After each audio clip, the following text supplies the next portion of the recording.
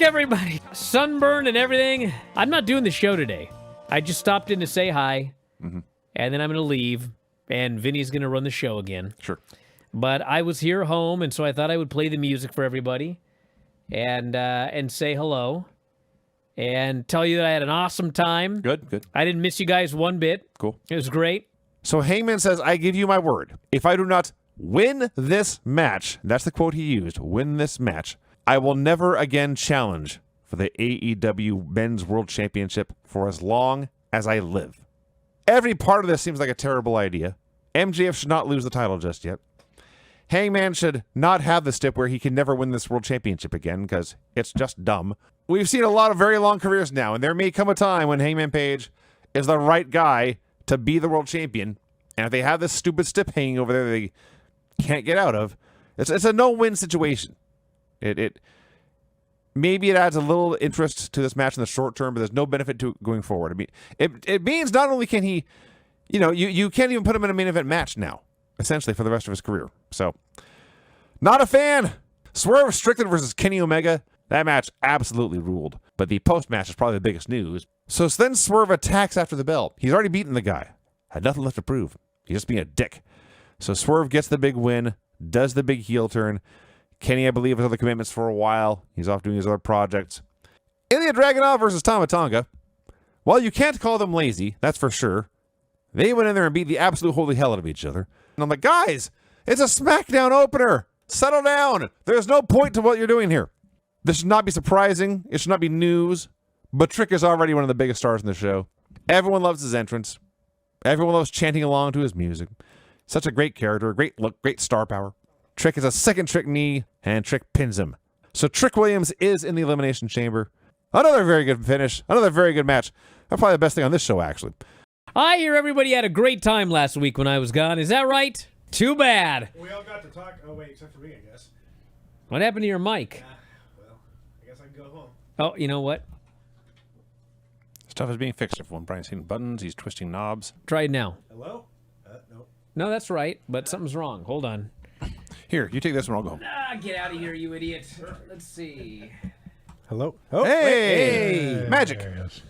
As I was saying, yes, we all got to talk last week, which was great. Oh, get out of here, you idiot. 5 people talking. All these people. All I heard was, it was such a nice, relaxed show.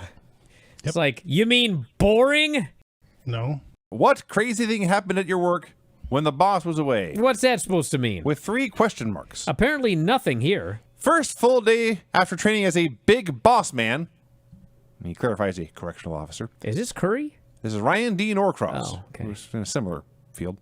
Got a lot of those people, it seems like. What does it mean where we have people who work in correctional facilities that really enjoy the show? We're crazy. They work with crazy people. They're in their environment. It's a better part of their day. Yeah. Granny thinks that's a very funny thing. That's the funniest thing apparently I've ever said. While myself and 2 other guys had to subdue a 6'3", 250-pound nude guy in the middle of the office for 30 minutes until the police arrived to place him in jail. I feel like it'd be easier to subdue someone who's nude than fully clothed. More vulnerable. More to grab a hold of. Or not. And he says, I'll tell you at the convention about the craziest thing that happened. Grady really missed me. It's probably true. It's Undertaker versus Isaac. Yank him. And if you can tell, I forgot to put my bottom teeth in again. I could tell, but I didn't want to You say can anything. tell? Isaac Yankem could fix that. That's true, He actually could, yeah. This is like the matches from the house show Yeah. that no one gives a shit about. Yep. I mean, that's all it is. There's nothing of value on this show. But they were selling this tape to people with money who bought it. Yeah. I can't imagine buying this. Then you had to wait. And you waited. Yeah. And you waited. And you waited. Like 6 weeks goes by. Yeah. And finally you get a package. And you're so fucking excited. God damn it, this fucking VHS tape shows up. And you put it in. And it's this.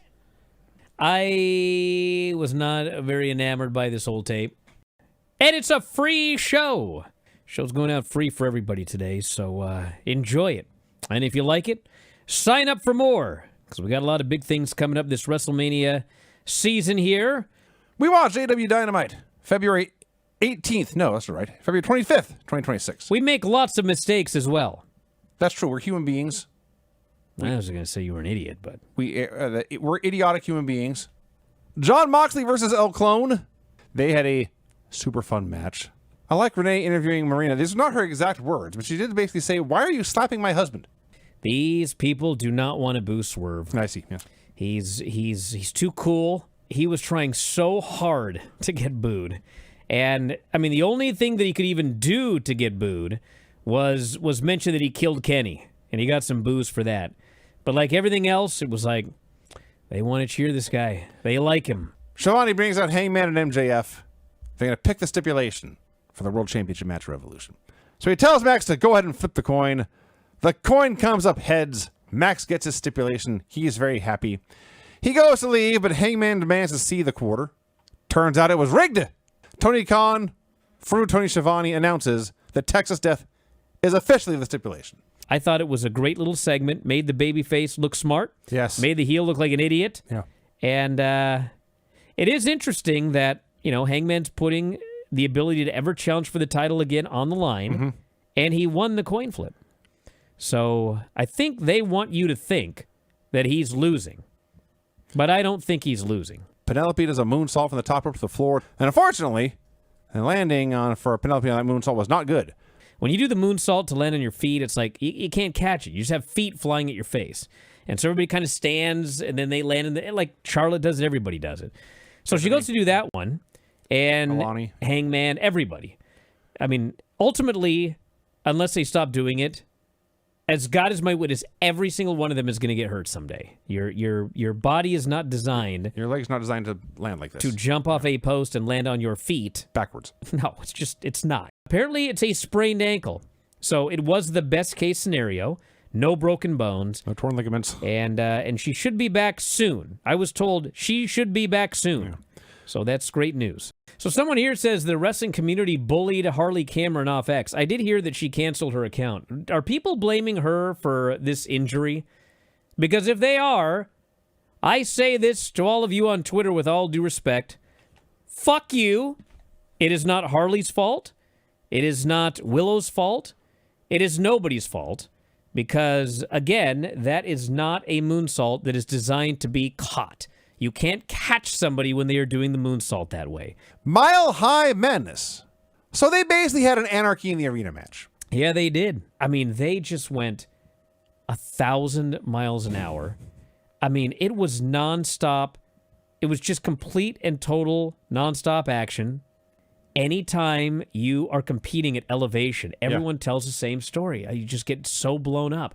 And I watched this match, and I was like, how did these guys not get blown up? Some of these guys are big dudes, And they're flying. And so I asked, how was it? And the response was, everybody almost died. We were dying by the end of that match. But I guess nobody wanted to sell it, and so they just bowled on through, and sure as shit, they made it through and made it look like it was nothing, but it was not nothing. I thought this was their strongest episode in a long time. By NXT standards, this was an excellent show. Yeah. By pro wrestling standards, is pretty good. I never dwell on wrestling. I've never can't go to sleep at night because I'm thinking about wrestling or I'm mad about something. I'm like a normal person, believe it or not. Yeah. But there is one show that I lay in bed at night sometimes and I'm just like, I'm kind of stewing a little bit. And it's this fucking NXT. And when this show was over, I really enjoyed it.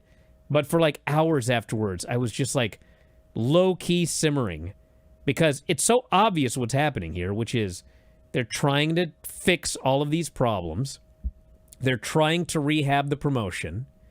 And none of this shit needed to happen if they wouldn't have had their head up their ass for all of 2025. They fucked everything up last year. They fucked up like 5 different talents. And then like 4 people got called up to the main roster and they were fucking sunk. And now they have to scramble and like change 3 titles in one night, put belts on some new young guys. Good for you for doing it, but fuck you for making me sit through such a shitty fucking 2025, and now you're trying to make things right. I should have at least been sent like a thank you card or fucking something. God!